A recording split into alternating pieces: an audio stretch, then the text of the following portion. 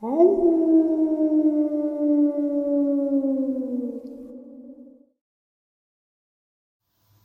greetings and salutations, everyone. I hope everyone is doing well, and welcome to this night-ending bonus upload. Before we jump into it, a couple links. As many of you know, I rely on Patreon, PayPal, channel membership, and the merch to help the channel to continue to grow and go. Links to Patreon, PayPal, and channel membership is in the description below. Merch is displayed directly under the video. Also, Dogman Frightening Encounters, Volume 1 through 3, the audiobook versions. They were written and researched by Tom Lyons, narrated and produced by me, Jeff Nadolny. Those audiobooks are available on Audible, Amazon, and iTunes, links to which are also in the description as well. And finally, last but definitely not least, if you'd really like to help support the channel to continue to grow and go, simply subscribe. It does not cost you a cent. Click that like button, takes half a second. If you don't want to miss out on any of the informative uploads I put out daily, click that bell icon, and folks, please leave a comment and share the video. Why? Well, because these things really do help the channel to continue to grow and go.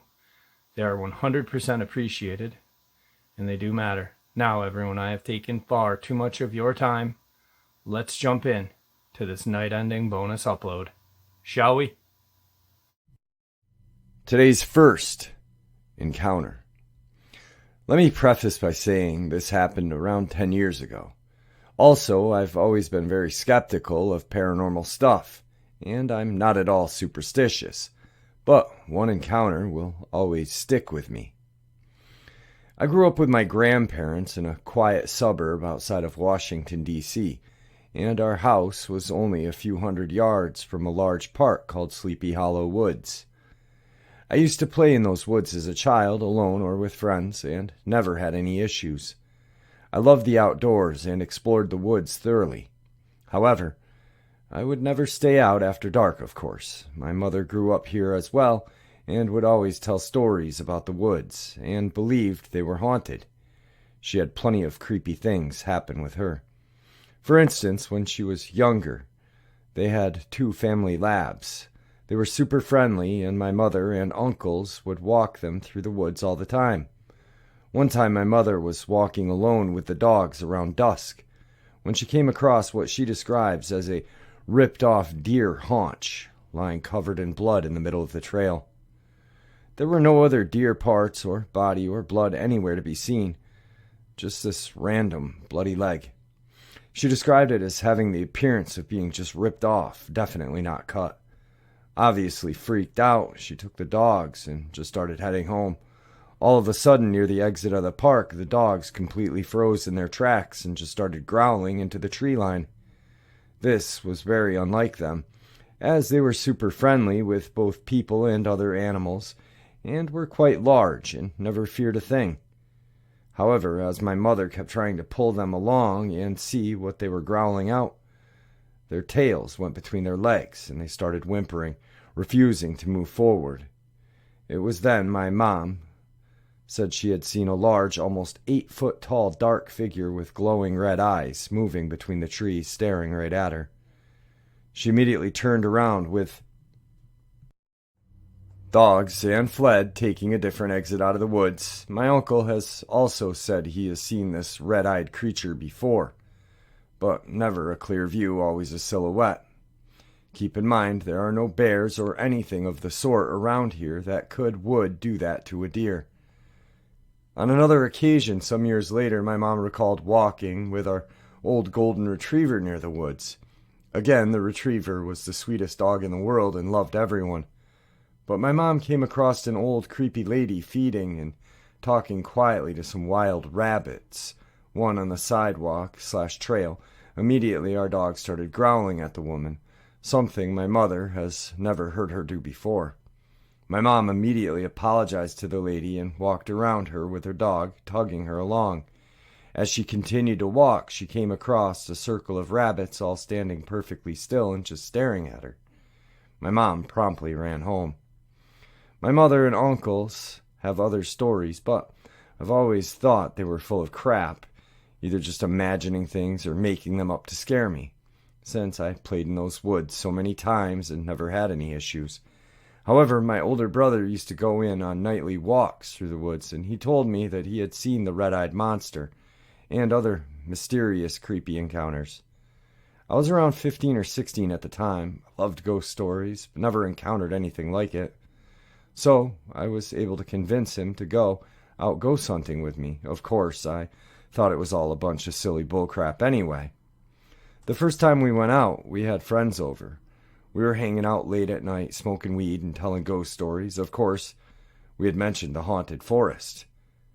We were living at the house down the street from our grandparents at the time, so still practically next door to the woods.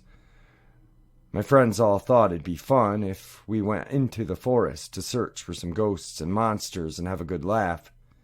We waited until it was about 2:30 and headed out. There was a fairly large group of us, maybe 6 to 8 of us total, including my brother and myself. As we were walking through this pitch-black forest using our phones as flashlights, I kid you not, all of our phones turned off at the same time. Of course, the girls in our group started freaking out, and to be honest, I'm pretty sure we all did. But we were also kind of laughing at the nonsense of it all. There was no noise anywhere other than us. The forest was completely dead silent, and after a few moments, everyone was able to get their phones turned on and working again. We decided to head home at that point. Could have been a freak accident. I'm really not sure. The second time I went with my brother and a couple of other friends, this time a much smaller crew, I think 3 or 4 altogether. Same as before, we thought it'd be fun and silly to go out ghost hunting at night and see my brother's little Sasquatch friend. This time it was all different, however. The moment we entered the forest, things got immediately weird. The forest felt unnaturally dark, and our lights barely reached the tree line on the either side. We brought our flashlights this time. We also immediately felt a large sense of dread, danger, adrenaline, and like we were being watched from all sides. Quite frankly, it was terrifying. As only moments before, we were joking and laughing and telling ghost stories, but we all immediately shut up and felt it not even 30 yards from the road/entrance to the forest. Whatever, we continued slowly walking deeper into the woods, talking and nervously laughing as we peered about with our flashlights. The forest dead silent when suddenly, all at once, we heard what sounded like what can only be described as several thousand monkeys screaming and screeching at us from the treetops and tree lines in all different directions all around us. The noise was overwhelmingly loud and deafening. I've never heard anything like it or the sense. It's hard to describe, but angry, hateful monkeys all crying out in anger at us is the best way to describe it. And those cries were definitely targeted at us. The sense of danger and dread immediately jumped to 11, and we wasted no time turning tail and sprinting from the forest exit. The sounds of 1,000 lost souls screaming incredibly loud chasing us from above and around. Obviously, we saw no animals or anything in the trees or around us when our flashlights were lighting everything up, but we're also more preoccupied with getting out of there. Like I said, we were only perhaps a few hundred feet from the entrance of the forest, so it took no time at all. The moment we stepped out of the forest and into the light of the nearby street lamp, the forest fell dead quiet. Not a rustle, a whisper, nothing. For those of you wondering, there are not any wild monkeys in those woods, nor anything else I could think of that would make those sounds, but that crap was loud and obviously terrifying. The third and final time I worked up the courage to go ghost hunting and find these evil little monkeys once and for all sealed the deal with me. I'll never forget what happened on that night. A few months, or perhaps a year or so after our encounter with the angry monkeys, air quotes, I was still upset that I had never encountered the red-eyed giant, and convinced myself that the prior experience was probably just some rabid fox or something. It wasn't. My older brother agreed to go into the woods one last time with me, as he didn't really fear anything, and to be honest, neither did I. I was some edgy-ass 15 or 16-year-old anyway, this time, If I had heard them yelling at me, I was going to yell back at them and demand them to show themselves. Or something, I don't know. I just wanted to prove to myself that night really happened and that I was not crazy. The setting was perfect, full moon, and it was about to hit 2 in the morning. My brother brought a couple of knives, throwing knives. I brought a large quarterstaff. I had my black belt training and bow staff from my childhood. We set out on our little adventure. From the very start, things were different from our previous encounter, for the better. There were no unnatural feelings of being watched, no sense of fear or dread, no sense of panic. We walked all throughout the woods, sticking to the major paths. The occasional cricket chirp and the sounds of the nearby creek flowing downriver were the only noises we heard. At one point, a bush I was walking past bristled, and something fled away, causing me to almost piss myself. But I figured it was probably a raccoon or fox or something we had spooked. After about an hour of pointlessly walking around, we decided to pack it up. As we started heading back home, my brother would occasionally stop in the path and begin listening intensely. For what I don't know, as I heard nothing around us. He just said he thought he heard something. A few minutes later, he stopped and grabbed my arm tightly. I looked up at him and asked WTF was the big idea, as we were almost out of the forest and I just wanted to get home at this point. He quickly hushed me, told me to shut up, so I did. Then he whispered that someone was following us, though he never once turned around or anything. At that precise moment, I caught the worst goosebumps of my life and felt the presence staring at us from behind. I very slowly began to turn and look behind us. As I did, I saw, I don't know, a shadow or a silhouette literally creeping up behind us. The best way to describe it was large, possibly 8 feet, with glowing red eyes, silently walking down the path toward us. Once it saw that I had seen it, it immediately crouched low and dashed straight out of the path and into the tree line. At a full sprint, but without making a noise, and straight at us. I remember just yelling, "Run!" and we ran. This thing started chasing us. I had never felt more danger, more raw hatred emanating from someone or something before. I knew it was going to kill us. And we were just sprinting for our lives, like this maze through the forest. It chased us the entire way, just barely behind us. It must have been going fast to keep up, because we were booking it. I never turned around, nor did my brother. For that we would have slowed us down just a tiny bit. But we didn't get the sense that it was closing in. I could feel it reaching out to grab me from my neck or collar, just inches, keeping myself from it as I ran for my dear life.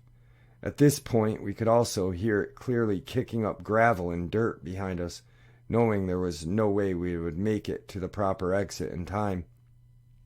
I yelled at my brother to follow me off the main path and through a small hidden trail that I knew from my young childhood. We burst out of the forest and into a lighted lawn of what used to be my best friend's backyard. As we got out of the forest and into the lights of the yard, we immediately stopped and turned to face our attacker.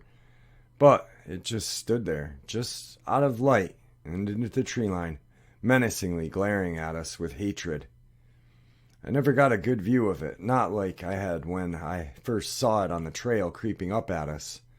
But I could sense it was there, and almost barely see the large, almost 8-foot figure moving amongst the tree line, staring us down. Full of adrenaline, I yelled at it to come out and fight, instead of creeping around. I had my staff out in front of me, and my brother had a knife in each hand, and we were prepared to defend ourselves. Suddenly something hit me in the chest. Stunned, I looked down to see a few pieces of gravel from the main path, where we were standing earlier, at my feet. It threw it at me. My brother saw this as well, and immediately threw one of his knives into the forest from where the rocks had come, and we turned and ran home. We have never been back to those woods since, and will never be caught in them past dusk.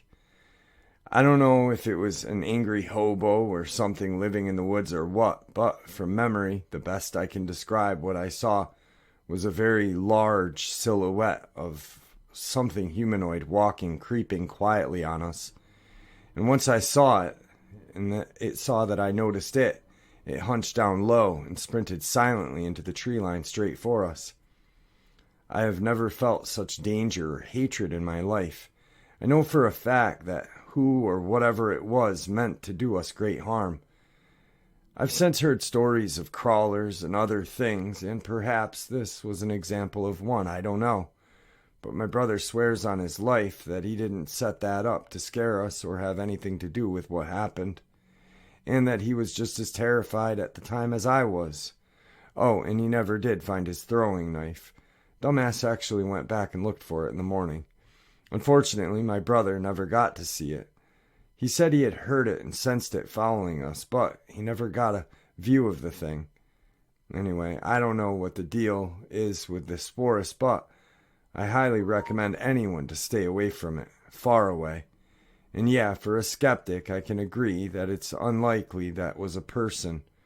In fact, I am certain it was not. I've always thought and referred to it as the creeper. And yeah, it did have glowing red eyes. I kind of stopped doing this, but I kind of want to talk about that encounter. I used to do this a lot, talk about each encounter after. Well, you've got the red eyes, which many people have encountered red eyes when seeing a Dogman. But in North Jersey, there's the old red eyes, which could be a Sasquatch, could be a Dogman. I'm not sure. Now, I've heard from a subscriber who had sent me an audio of what sounded like the jungles of South America or Africa with these monkeys and all of these just non-indigenous creatures to the Americas sounding off in the middle of Georgia. You know, like just whatever.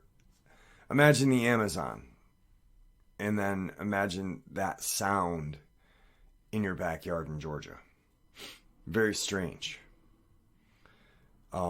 That subscriber had a Dogman encounter as well as a Sasquatch encounter off of their property, the Sasquatch one. Now, this creature, or whatever you want to call it, was obviously very fast. The sense of dread was felt.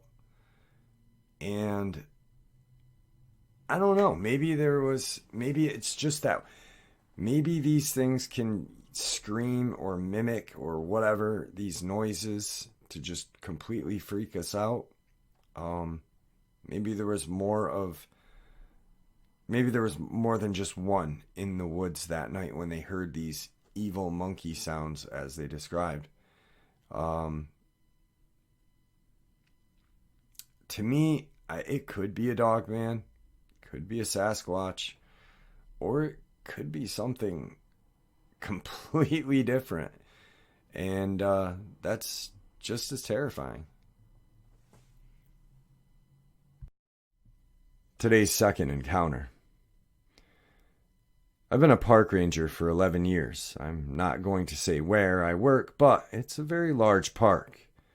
This experience took place in the spring of 2008. The park that I had worked at had a very big drinking problem with youths trespassing all the time. We had calls almost every night. I worked nights most of my career. One day, a member of the public who was camping had called in saying that there was a large group of youths making noise and drinking. I was dispatched and started walking over in the dark. I tried to sneak up. This was a breach of my standard operation procedure. To try and apprehend as many as I could, and managed to apprehend 4 or 5. Don't clearly remember. And all the others ran into the woods. My prediction was that there were as many as 20 from what I saw.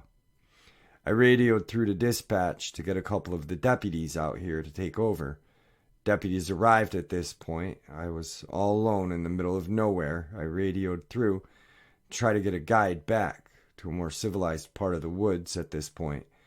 I'd already walked quite far and the radio connection was breaking up. We had bad radios back then.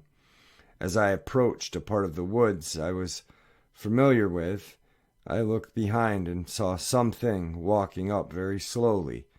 I called out hello to no response. At this point, radio contact was back. I radioed in saying I've spotted someone. The figure was maybe 40 meters away. I then called out stop and are you okay, with no response. As the figure came closer, it just disappeared.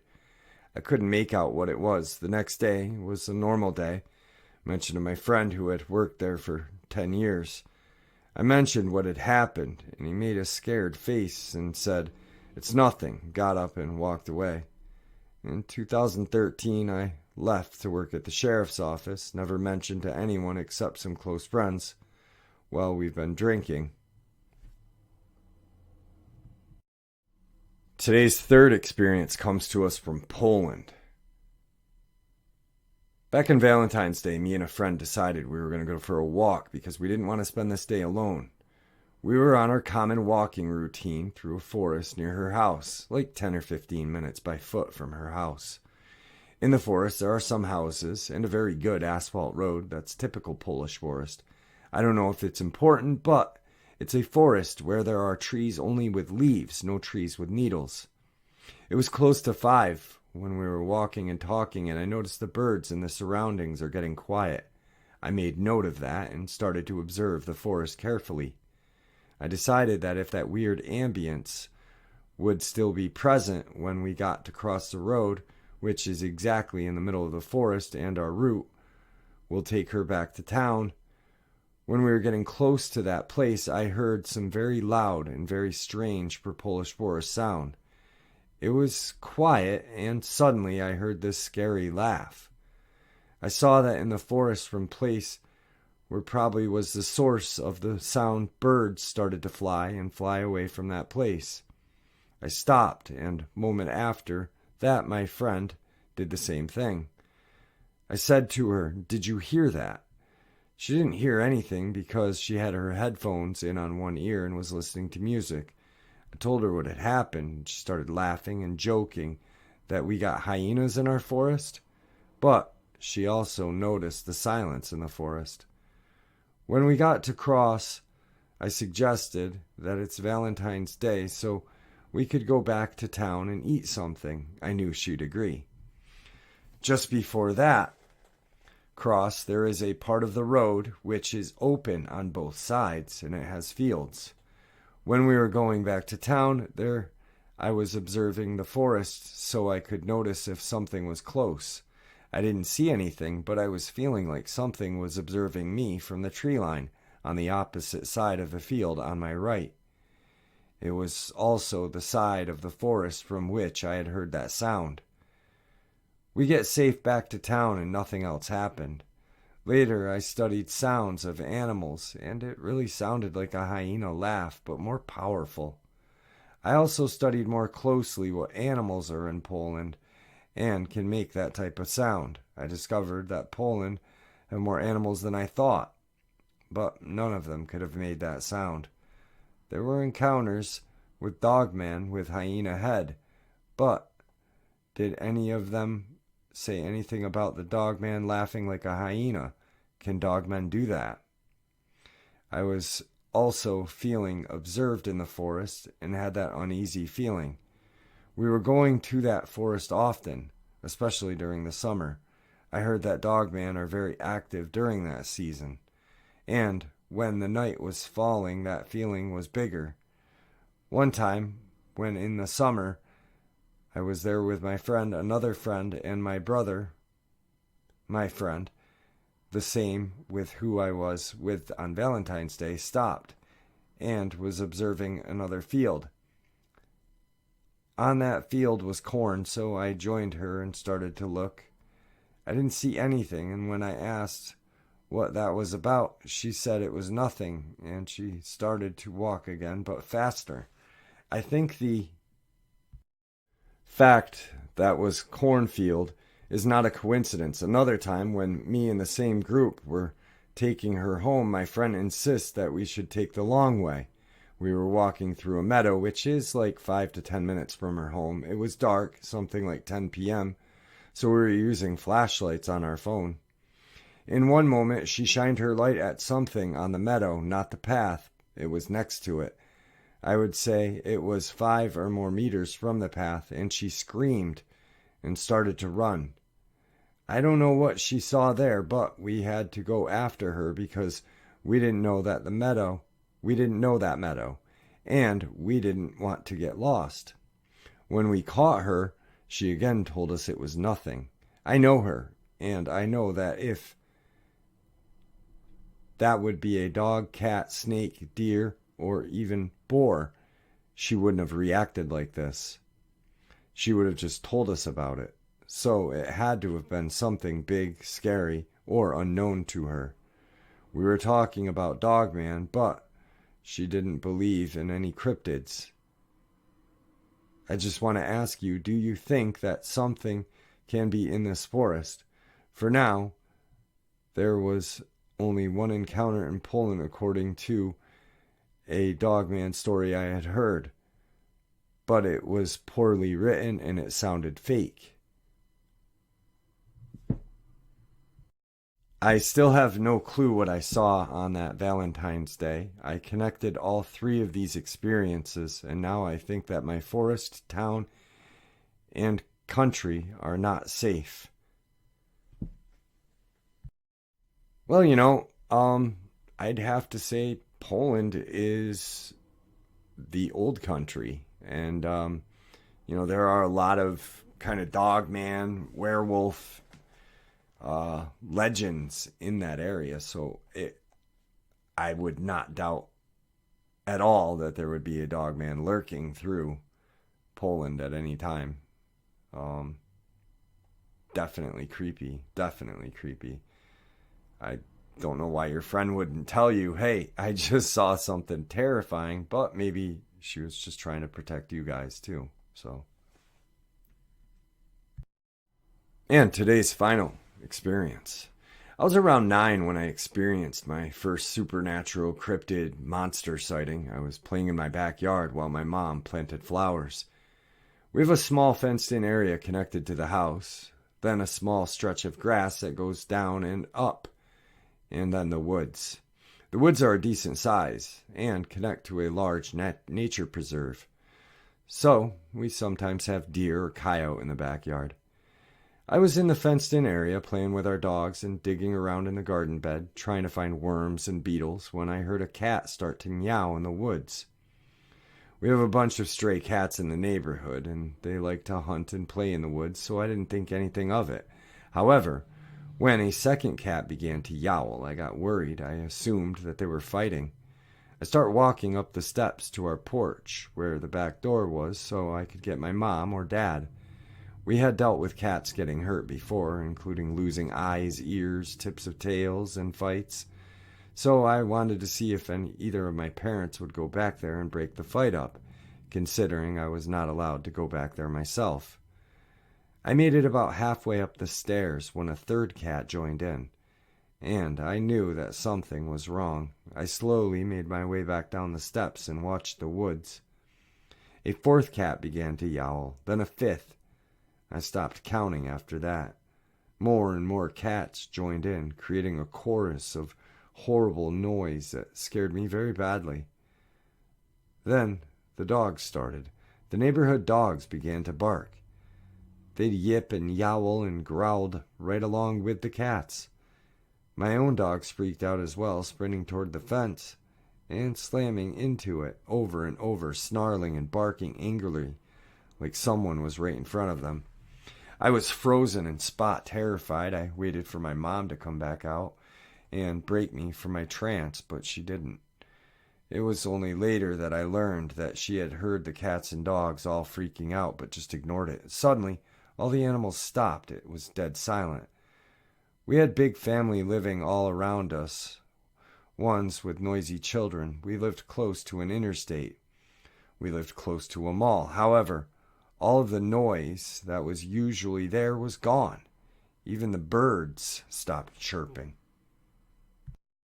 I heard a twig snap to the far right edge of the woods and turned to look, and that's when I saw it. All black, extremely tall, long arms that almost touched the ground, and long legs.